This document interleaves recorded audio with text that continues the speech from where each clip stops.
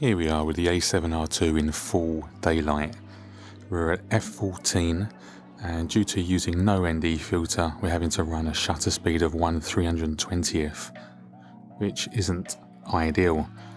ND filters could help, but what about a polarizer?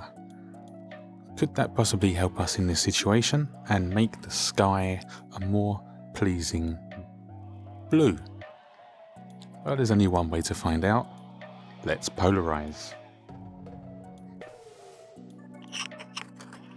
Screwing on now, we're using the 35mm 2.8 Zeiss lens. Let's put the polarizer on. And let's have a look at our sky. We've lost about 2 stops by doing that. So let's first regroup, set the exposure back to where it should be.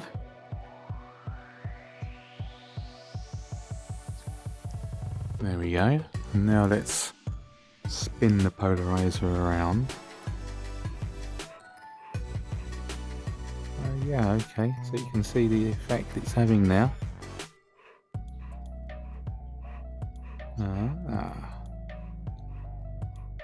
What do you prefer? You can see just to the left these wispy little clouds here. If you keep an eye on them, see the difference? Just tone them down a bit there, look. Probably around there. Not the best.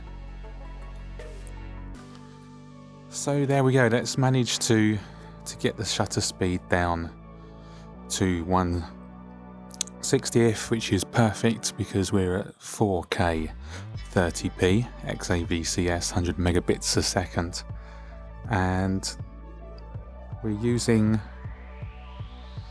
EOS HD for our colours.